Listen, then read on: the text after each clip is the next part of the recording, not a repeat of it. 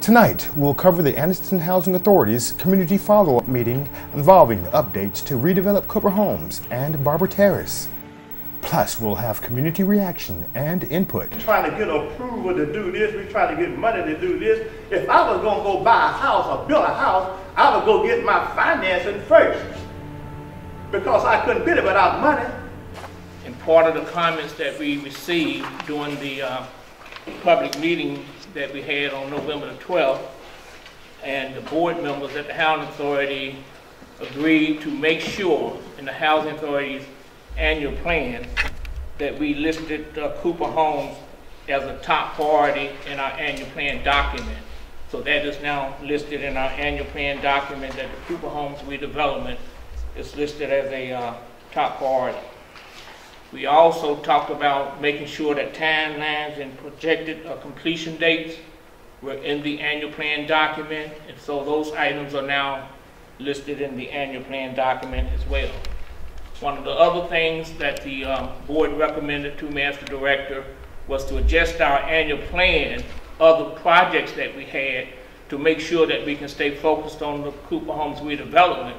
So when you look at our annual plan document, you're going to see that some of those dates of other projects that we had have been moved out further than what we initially had planned for. Again, the focus to make sure we can stay focused on the Cooper Homes redevelopment. So those are the things that we pretty much adjusted in our annual plan. Now, the detail on those items that I just talked about on the annual plan is that front sheet on the handout. So when you look at your front sheet on the handout, page 1, you'll see some of those details that are listed specifically in the annual plan on the handout document. And then our full-blown, which is several pages, annual plan document is also listed on the Housing Authority's website if you want to see the detail on all of our work projects that we have in our annual plan document. It's on our website, which would be page 4 of the presentation.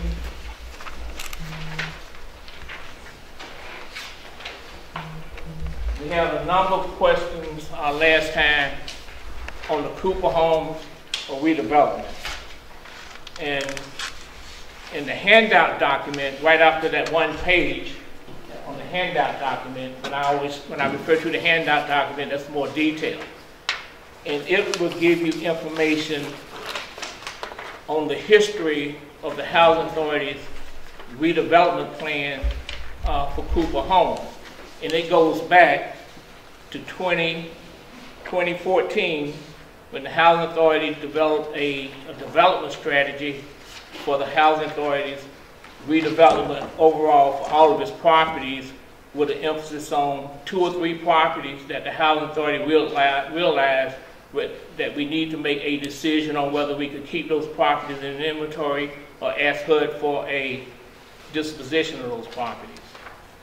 Yes, sir. That slide there is going to be in which one of the packages? We did have it pulled up. Okay. I didn't know we had the PowerPoint pulled up earlier. All right. So, the handout document, the details on the Cooper Homes redevelopment is on the handout document. The PowerPoint is just on the bullet point. But the detail is in the handout. And the point that I was making on the detail of the handout document, there's a lot of activity that's transpired as it relates to Cooper Homes that go back to 2014. But in fact, the Housing Authority got involved with the Cooper Homes redevelopment based on a collaboration that started, with the city really in 2013. So it goes back that far when there had been some discussions with the Board of Education in the city on moving the middle school from where it is to the Cooper Homes location, basically where the middle school is. So we're not trying to go back too much into the history of that part of it. I'm just bringing the history from when I got involved here at the Housing Authority in 2014, and when we were asked to see if we could make a determination whether we could bring the Cooper Homes site down, and a lot of that process started in the handout document that started 2014. that's when the Housing Authority started the process of submitting the proper paperwork to the federal government for the demolition of Cooper Homes. It started 2014, but there's some background that happened before 2014 that could be of interest to others that might want to get that information. It was pretty much chronicled in the Anniston Star, because I think we found 5 or 6 articles when we did our research to make sure we was correct in what we understood. Again, that's a little bit prior to my time, 2013. And so we have that information. We're not trying to, again, go back into the history, but a lot of this collaboration and partnership was built on the fact that the Board of Education wanted to move the middle school, and I believe at the time the city was looking at redevelopment of the land.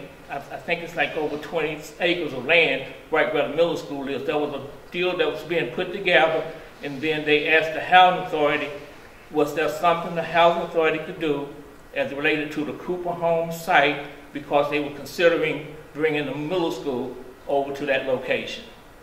So it started then. When I got involved, I was asked to come to a meeting in 2014 to talk about how we could go about doing that at the Housing Authority with the Cooper Home site. And what I told the Board of Commissioners, the City Council, and the Board of Education, yes, there's a way we can go about doing that, but we need to have a strategy for how we go about doing it. And so when you look at this factual fact sheet that I have, it starts in 2014 when we talk about the Housing Authority development strategy and the work we put in it with our partners to see if there was a way to not just look at the one site, the Cooper site, but the whole West Anniston area. There was a lot of history connected with that process, would end up being a West Anniston master plan. Y'all kind of bear with me because it's kind of important, because there was a lot of time put into a planning strategy in 2014 and 15, and it was bigger than the Cooper Home site. It was about the redevelopment of this entire area. And at the time, there was a lot, and still is, we all know that, a lot of delinquent property, vacant lots, a lot of property associated with the surrounding area of the Cooper Home site. So the strategy was to try to find a way to revitalize the entire neighborhood through the West Anniston master planning process. So it was, the plan was bigger than just the one site we have. It was about the entire neighborhood. So, but. Okay, to ask questions, or what, since we're at Cooper Homes? Well, I was going to try to get through that, but it's so important, I think, for individuals that want to know. I don't mind kind of gesting to get those questions now. If you want, I can wait till you get to the end of the Cooper Homes block before you go to the next one, then I'll ask questions. Okay. So I can let you go with your flow.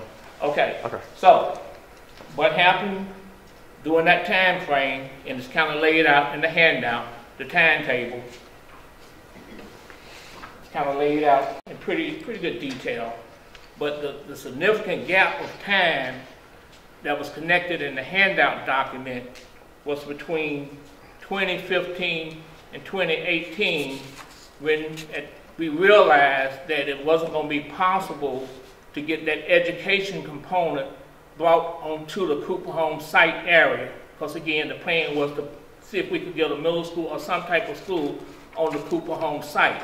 And when we realized in 2018 that it wasn't going to be possible to get that middle school or a education component on the Cooper Home site, then I went back to the Housing Authority board members to say, let's just go ahead and start the planning process for putting housing units on the Cooper Home site. So the planning for the housing part didn't start until 2018. So that's that gap, and that's that frustration that a lot of people have. Why is it taking so long?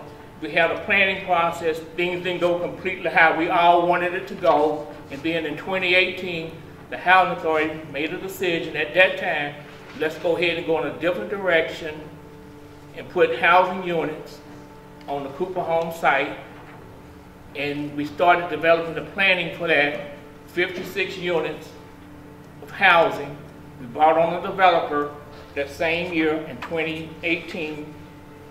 And once we brought the developer on, they looked at our sites that we have.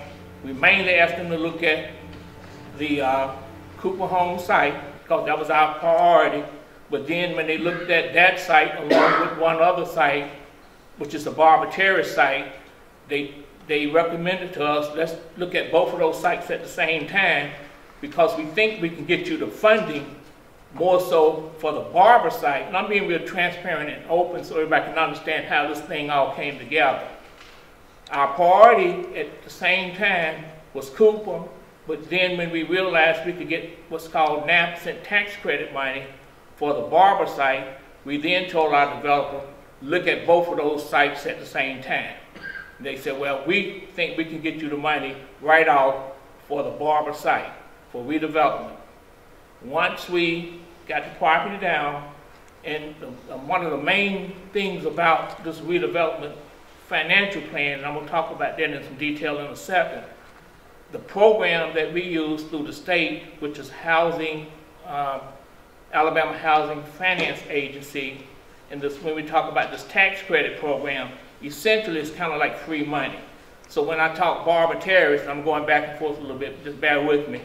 The 9% money is worth $8 or $9 million. The 4% money is worth $3 to $4 million.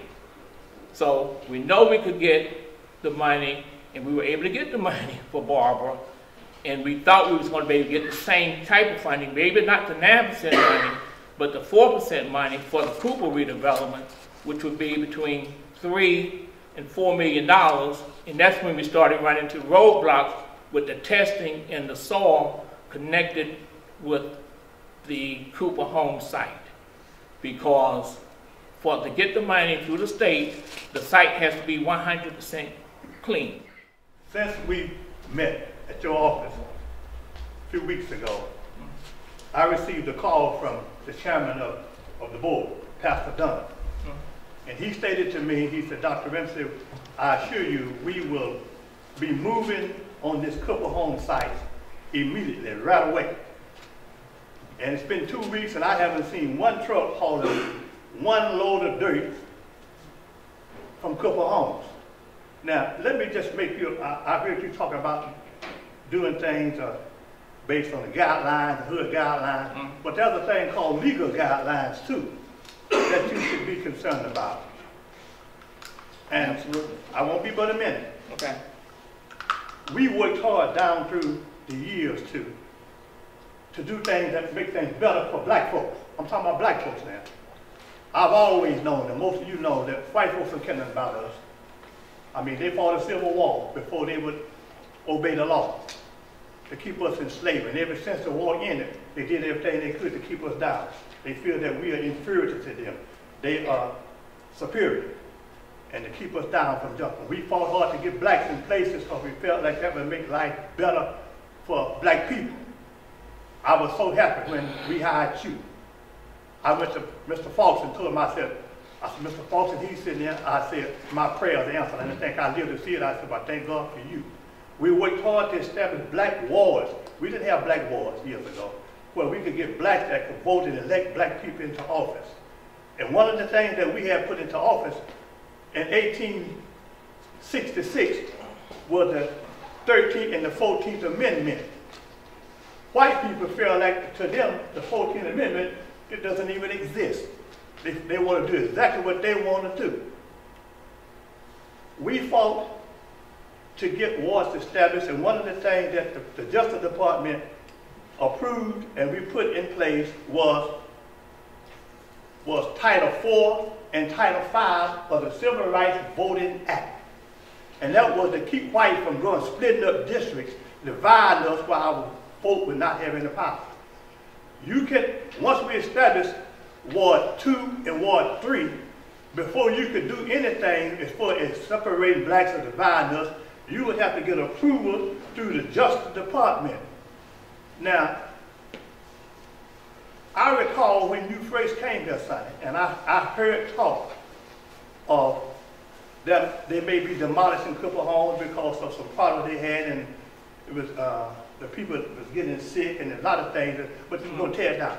I came out and met with the committee of black leaders in this city.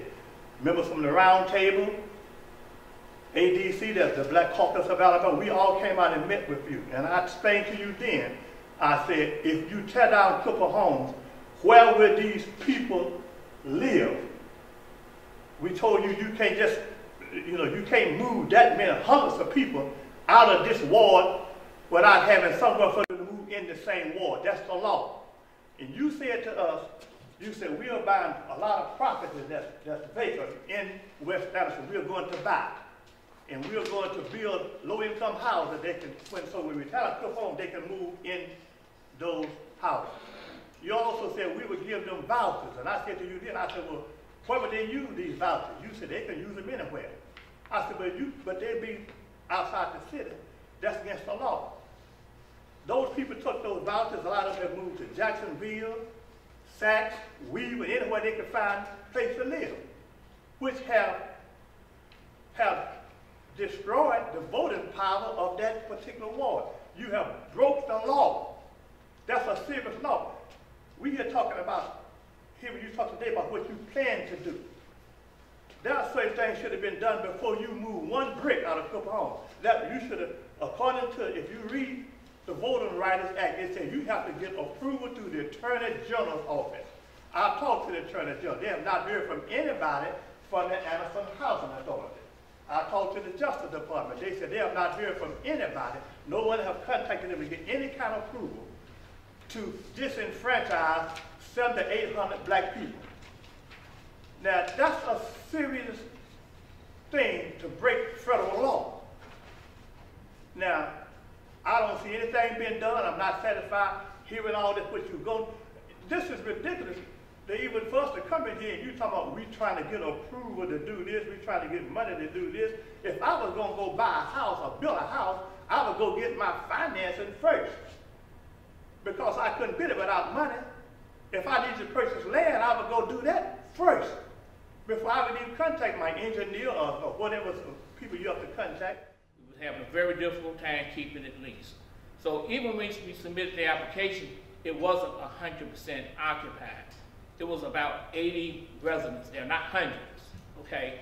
And then, once we relocated those residents, we then had to track where they went. And now on your handout document, on page 11, really important. On page 11, it should detail the information on those residents that we got relocated from Cooper Home. And because of the Uniform Relocation Act, we went through an additional step. And that's why I get a little sensitive with this one, because I personally went to every location where those residents got relocated to and did a personal interview to make sure that they were satisfied with the locations that they went to. I have the records and files on all of those residents, except for the one that went out of state.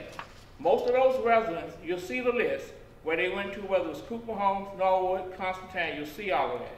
When we talk about the ones who moved prior to relocation, that's why it says about 80, 18 of them actually moved out on their own. And then it shows the ones that took the vouchers. The point that was made earlier, it shows the zip code area. We don't want to identify the actual street where these residents went because we want to protect their privacy. But if you look at that zip code listing, that shows where they actually went in Anniston. So really, when you look at the facts, they'll tell you that most of those residents stayed right there in the West Anniston area. That's the fact. And I can tell you, I'm probably more frustrated than anybody in the room with this process, because you're right, Reverend Dr. Ramsey, because we want this process to move pretty fast. I agree with everyone about that.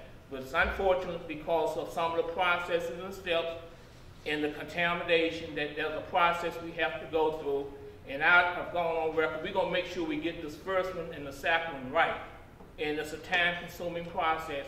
Once you understand the formula, get it right, some of our other steps and processes will move pretty quickly. These are not the exact site plans, but this is the vision for that Cooper site. 56 units of elderly, which is, okay, let's go to the handout, because page 6, this is kind of important. Thank you, Terry. Page 6 of the handout is the site plan and the grading plan that's been approved by ADM. By ADM, they've approved the site and grading plan. before you can get the finances going, you have to get a site that can be usable once you get it clean. And so we've got that. And this tells how the buildings will be put on the site. And this engineered solution that I talked about earlier, and why we think it'll work, because you're not going to have as much green space for an elderly site, because we're going to have the building situated a certain way, put the parking lot in the middle, put the community building in the middle of the site, and you don't have as much exposure to a lot of open green space. This site plan has already been approved by ADM. We're trying to get the financing for it through the state. And to the final point that you made, I appreciate that, Reverend Dr. Remsen, it's the financing piece. It says on here that CDBG application. Which page you on page 4. Page 4, okay. April 30th of 2018 requested $400,000. Has that been approved? It was approved. Okay, do you have it? And then a decision was made to take it back. Okay. Next question. And I think it was, to be fair about it, and I think it was because of timing. That's fine. That's fine. Because of timing. And then there was another $800,000 that the former council members had figured that was in there. Did you remember that? Yes, that's right. Okay. Have you guys gotten any of that? Back, no. Timing issue? I believe that's the case. Okay. That's all I got. Timing issue, what you mean, y'all didn't use it, and did they take all of that money back? Because I'm not remembering that. Is a motion to accept and implement the city staff's recommendation for recapture and reallocation of 2016 through 2019 CDBG and home funds previously allocated to the Anniston Housing Authority. This is something that we discussed at this past immediate work session and at some previous work sessions. I will move for passage and adoption. Is there a second? Council discussion. And it's a shame, we had about $900,000 in housing over there that we could have lost that money. And we had kept talking about this and talking about that, and then it floated to the surface. And now it leads to us pulling it back. It will require another public hearing to reallocate funding that we're going to utilize. And I'm saying we get about 30 to 40 houses on rooftops and more. We just can utilize the money. It would have been a shame. We're the council in Washington, D.C. each year around March, pushing for more funding to make sure the president and Congress don't cut CDBG. Can you imagine when they would look at Anniston and see you got about $900,000 you haven't used, and you have no intention of using? What would happen to that money? Shame on us. I heard what Mr. Gresham said earlier about the right hand talking to the left hand. And when the money was redistributed back, because it was not taken from the house, so it just redistributed. Why was it redistributed? Because when the housing authority ran into that snag with Cooper Homes, we had to reallocate that money to ensure we didn't lose that money. So we reallocated that money to other causes until they can get this straight. And then when they get it straight, then we can actually look at reallocating that money back to the housing authority. Keep in mind, the city has always been dedicated to affordable housing, but that's the housing authority's.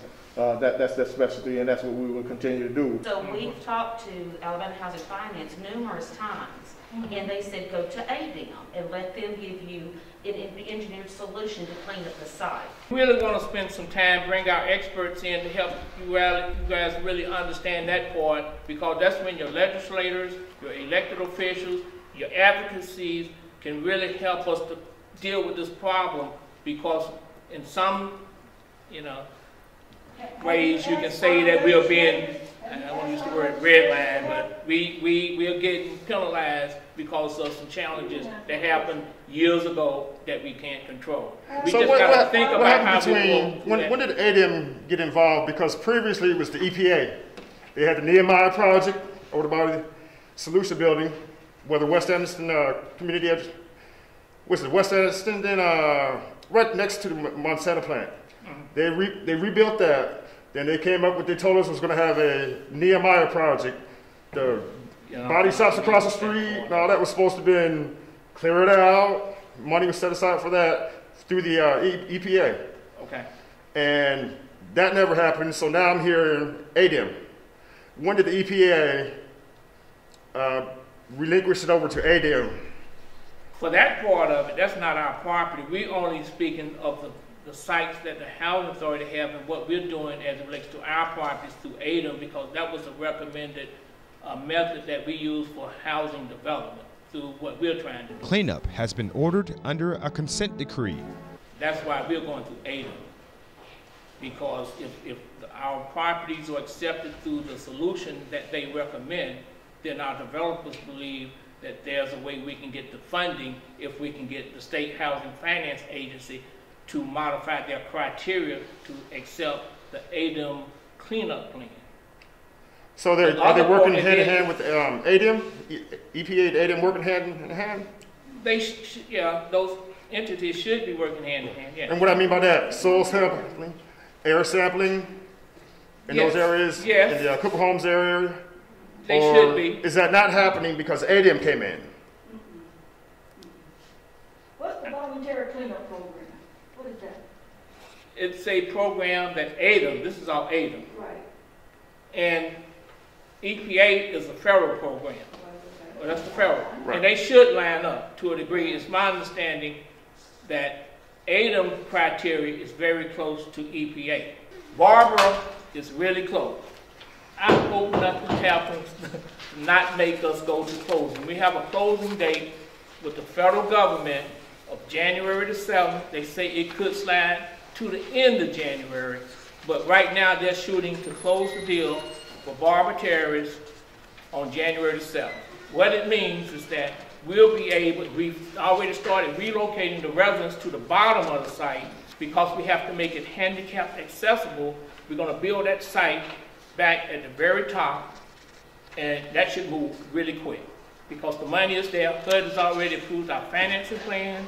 They've signed off on our RCC, our rental commitment letter, and everything is at a point. We've had to get a couple of documents from the city. Our city manager, Stephen Folks, have moved those documents pretty quickly that we needed from the city. So almost everything has lined up to the point where we know we can get the closing. If it's not January the 7th, it'll be the end of January.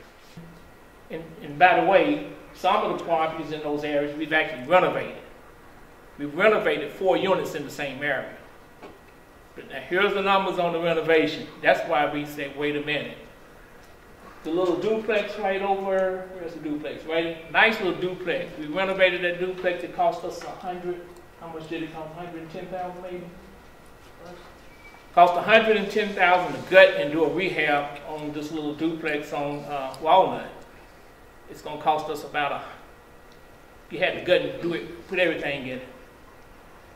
Okay, but it's going to cost us about $180,000 to build a brand new duplex on Moore Avenue. That's what the numbers like, and we bid everything out. We take the low bid, and we make sure they responsible builders that can rebuild the property back. So you know, those are numbers right now. We think we can get better with that. The objective of the housing authority is temporary housing. Right. It's not meant to be a generation after generation in the family being in the housing authority of properties for generation after generation. So that coordination between the housing authority and the city and the county and all that, if it's not done right, then you're gonna have people that, you know how circling back. You know how crime gets vitalized or revitalized in the housing authority because they stay in there so long. It's not meant to be permanent housing. So if we don't make coordination between the city and the county and the state and provide permanent houses that people can buy, if you can pay rent. This crossed my mind last night. There was something about an apartment caught fire in Birmingham yesterday, and most of the residents in the apartments that burned were black. And it hit my spirit that if you can pay rent, why do we develop criteria and boundaries or guardrails to keep people from that can pay $600 a month rent? Where you got 500 people or ever how many people paying rent, then why can't they pay a mortgage? Stay tuned and watch for more updates. Thanks for watching.